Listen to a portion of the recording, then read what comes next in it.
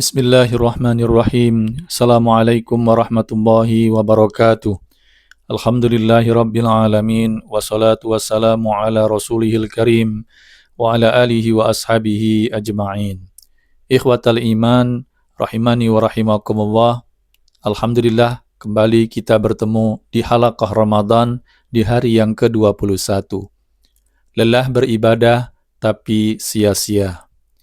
Allah Ta'ala berfirman, wa qadimna ila ma amilu min amalin faja'alnahu haba'an mansura.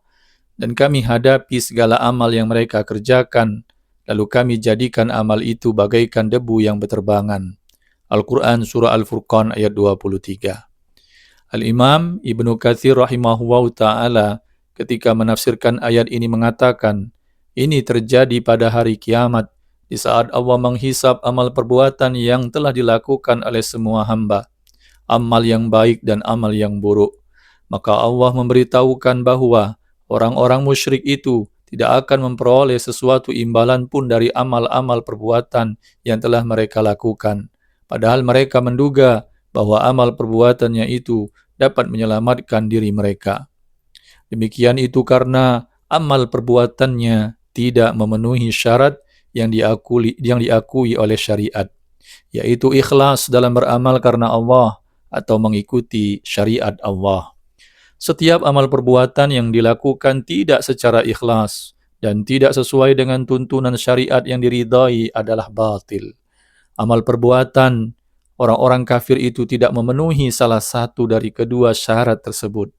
Dan ada kalanya kedua syarat tersebut tidak terpenuhi sehingga lebih jauh dari diterima. Ikhwatal iman yang dimuliakan Allah, tidak semua penghuni neraka adalah orang-orang yang selama ini di dunia kegemarannya hanya bermaksiat, kecanduan narkoba, korupsi, berzina, dan lain sebagainya. Ternyata di antara penghuni neraka itu ada yang rajin beramal, bahkan sampai keletihan dalam beramal saking berat dan banyaknya amalannya. Allah Ta'ala berfirman menceritakan keadaan salah satu ahli neraka. Amilatun nasibah tasla naron hamiyah.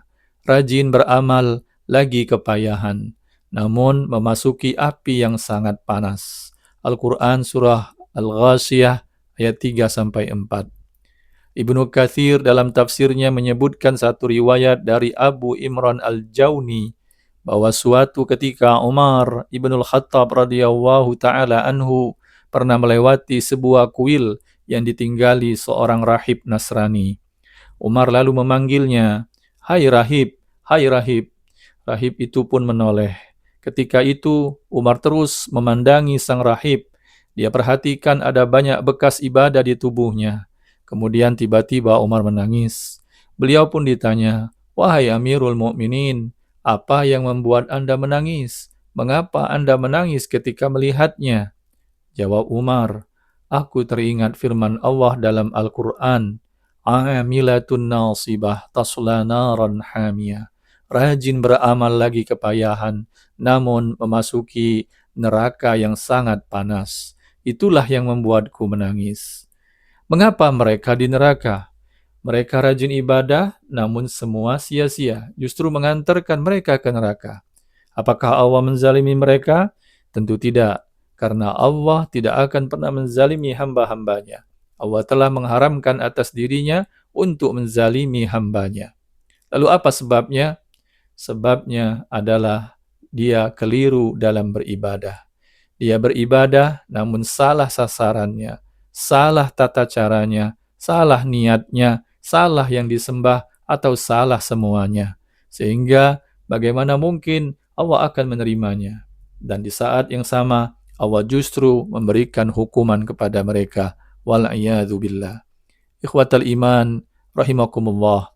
Para ulama kita telah menetapkan bahwa syarat diterimanya amal adalah ikhlas dan sesuai dengan petunjuk Al-Quran dan As-Sunnah. Sebesar apapun amal seseorang, jika tidak ikhlas, maka perbuatan itu tidak akan ada nilainya. Ibnul Mubarak rahimahullahu ta'ala berkata, "Rubba amalin saghirin ta'zimuhu an-niyah, wa rubba amalin kabirin tusghiruhu an-niyah." betapa banyak amalan yang kecil menjadi besar pahalanya karena sebab niat, dan betapa banyak amalan yang besar menjadi kecil pahalanya karena sebab niat. Namun seluas apapun keikhlasan seorang hamba dalam beramal, jika tidak sesuai dengan tuntunan Allah dan Rasul-Nya, maka amal tersebut akan tertolak. Amal yang tertolak bagaikan seseorang yang datang ke tempat penukaran uang, dan ketika ia ingin menukarnya, ternyata uangnya uang palsu. Dari Aisyah radhiyallahu anha, Rasulullah shallallahu alaihi wasallam bersabda, "Man ahdatsa fi amrina hadza ma laisa minhu fahuwa raddun."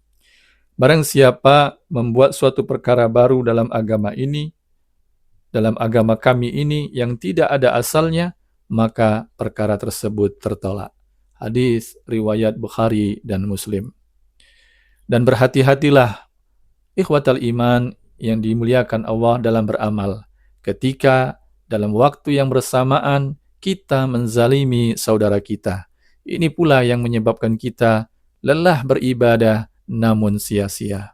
Dalam kitab Bahrud Dumo karya Ibnul Jauzi disebutkan riwayat dari Sa'id bin Jubair bahwa seorang hamba datang pada hari kiamat lalu diberikan catatan amalnya, namun dia tidak melihat sholatnya atau puasanya dalam catatan tersebut. Dia juga tidak melihat amal-amal salihnya, sehingga dia berkata, "Ya Allah, ini bukan catatan amalku. Aku memiliki amal-amal salih yang tidak ada dalam catatan amal ini." Maka dikatakan kepadanya, "Tuhanmu tidak alpa dan tidak lupa karena gunjinganmu kepada manusia." Syekh Adam Syarqawi berkata, "Berhati-hatilah untuk beribadah kepada Allah untuk orang lain.